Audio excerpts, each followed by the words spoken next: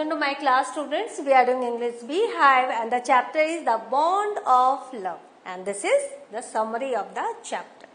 Bond of love. जो प्यार की जो बॉन्डिंग होती है वो इस पर्टिकुलर कहानी में है. अब वो बॉन्डिंग किसकी किसकी है वो हम देखते हैं. Let's start. नाउ ऑथर के बारे में जान लेते हैं.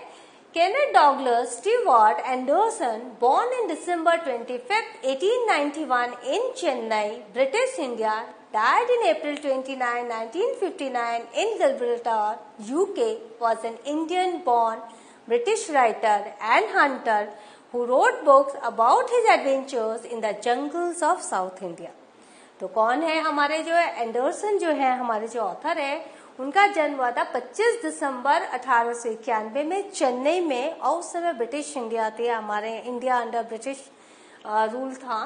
और उनकी मृत्यु हुई थी अप्रैल 29, 1959 में गिब्राल्टर में, यूके में.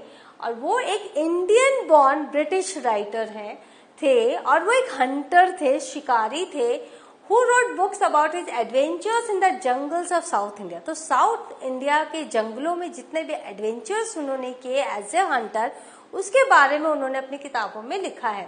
His books delve into the habits of the jungle tribes, their survival skills and their day-to-day life.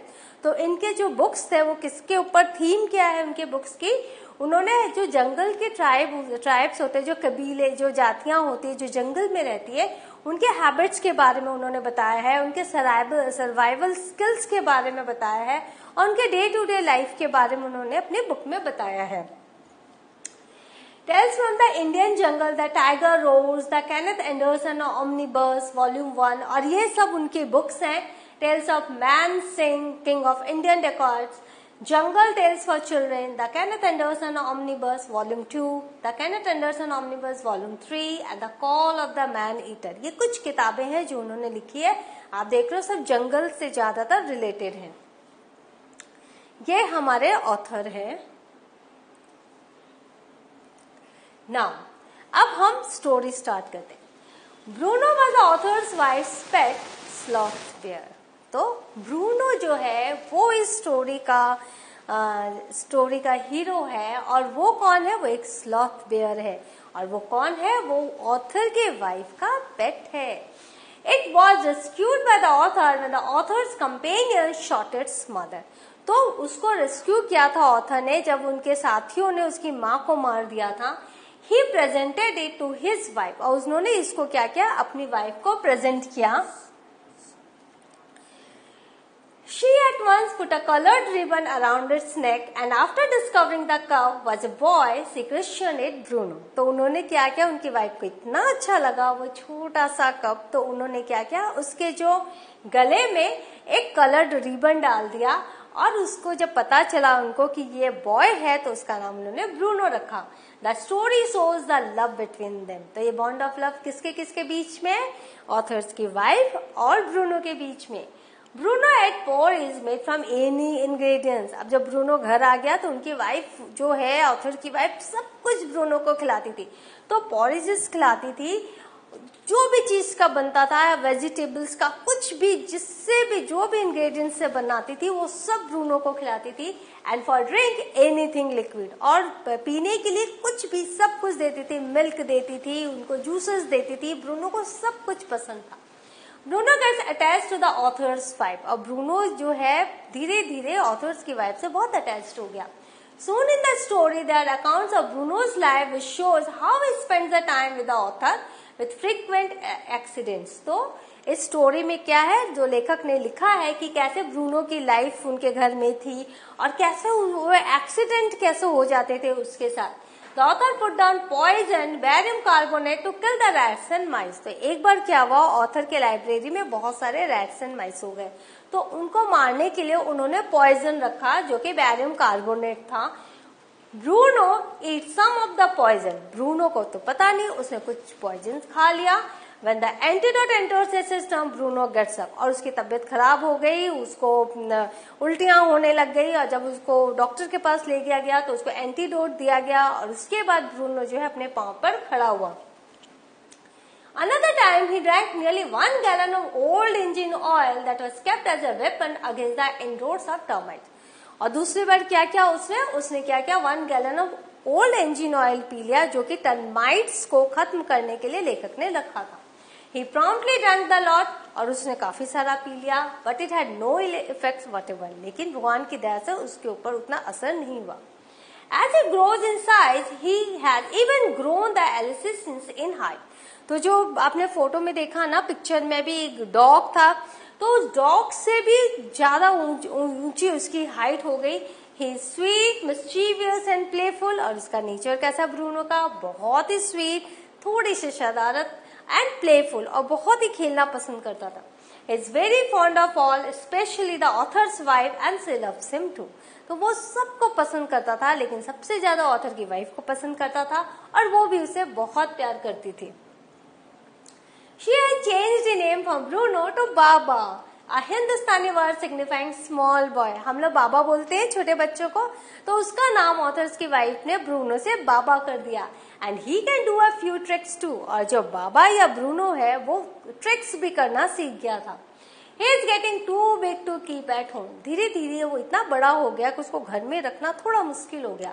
So he is sent to a zoo at Mysore. तो मैसूर के जू में, चिड़ियाघर में उसे भेजा गया। The author's wife is inconsolable. अब ब्रूनो से अलग हुआ, ब्रूनो तो उसे बहुत प्यारा था, उनकी वाइफ को समझाना बहुत मुश्किल हो रहा था, और रो रो के बिल्कुल बेहाल हो गई थी। She weeps and unhappy, बहुत रोई, बहुत दुखी हुई। For the first few days she refuses to eat anything, और पहले के कुछ दिनों तक उन्होंने खाना भी नहीं खाया। Same is the case with Bruno. और जू में जब ब्रूनो गया, ब्रूनो की भी यही हालत थी, उसने भी कई दिनों से खाना नहीं खाया, वो कमजोर पड़ गया था। वो जो जू अथॉरिटी है, उन्होंने बताया इनको कि भाई ब्रूनो भी खाना नहीं खा रहा है, और वो कमजोर पड़ गया है, और वो दुखी दुखी रहने लगा है। The author's wife wants to meet Bruno. अब जब खबर आती है तो फिर रहा नहीं जाता, तो ऑथर की वाइफ ने कहा मैं तो ब्रूनो से मिलने जाऊंगी। The author thinks that Bruno must have forgotten her. Author को लगा कि 3 महीने हो गए, ब्रूनो भूल गया होगा इनकी वाइफ को। When he takes her to the zoo, Baba recognizes her. लेकिन जब वो गए चिड़ियाघर में, तो जो बाबा है, ब्रूनो है, उसने ऑथर्स की वाइफ को रिकॉग्नाइज कर लिया। He howls with happiness, और बहुत ज्यादा खुश होकर वो हाउल करने लगा। She runs up to him. ये दौड़ के उसके केज के पास गई, pets him through the bars, और केज में बार्स रखे थे, उसके अंदर हाथ डाल के उसको पेट किया। And he stand on his head in delight, और ब्रूनो तो बहुत बहुत खुश हो गया, और वो खड़ा हुआ। For the next 3 hours he spends time there, और 3 घंटे तक दोनों साथ साथ रहे। She gives him tea, lemonade, cakes, ice cream and what not. तो ऑथर की वाइफ अपने साथ जो खिलाती आई है बचपन से ब्रूनो को, वो सब लेकर गई थी। तो उन्होंने ब्रूनो को क्या क्या दिया, उन्होंने चाय दी, लेमनेड दिया, केक दिया, आइसक्रीम दिया, और भी बहुत कुछ दिया ब्रूनो को खाने के लिए। देन क्लोजिंग टाइम कम्स, अब क्या वह समय जू बंद करने का आ गया। एंड बोथ क्राई बिटरली, और दोनों ही रोने लग गए। Even the harden curator and the keepers will depress, और जो वहां का जो क्यूरेटर था और जो जू कीपर था, वो लोग भी बच्चे परेशान हो गए, डिप्रेशन में आ गए कि इन दोनों का कैसे बोलने की अलग हो जाओ, क्योंकि क्लोजिंग टाइम आ गया। Both come to know that it is true love, और उस दिन ऑथर की वाइफ को और ब्रूनो को दोनों को पता चल गया कि दोनों एक दूसरे से सच्चा प्यार करते हैं। They, with the permission of the superintendent of the zoo, bring him back home. और जो ऑथर है उसे भी पता चल गया कि ब्रूनो और इनकी वाइफ का जो प्यार है वो सच्चा प्यार है, इन दोनों को तो अलग ज्यादा दिन रख नहीं सकते। तो उन्होंने क्या किया, जो जू के जो सुपरिंटेंडेंट है उनसे परमिशन ली, और जो सुपरिंटेंडेंट था वो थोड़े जनरस थे, काइंड हार्टेड थे, वो समझ गए क्या बात है, और उन्होंने उनसे अलाउ कर दिया। At home, a separate island is made for the animal. जब घर लाया गया ब्रूनो घर के अंदर तो नहीं रह सकता, उसके लिए अलग से एक आइलैंड बनाया गया। The island is 20 feet long and 15 feet wide. कितना लंबा आइलैंड था? 20 feet वो लंबा था और 15 feet चौड़ा था। And is surrounded by a dry pit. और चारों तरफ एक सूखा पिट था, गड्ढा था, और mod 6 feet wide and 7 feet deep, जो कि 6 feet चौड़ा था और 7 feet गहरा था। A wooden box is brought and put on the island for Baba to sleep in at night. और वहां पर एक लकड़ी का बॉक्स ला के रखा गया ताकि जो बाबा है, ब्रूनो है, वो रात को सो सके. Straw is placed inside to keep him warm.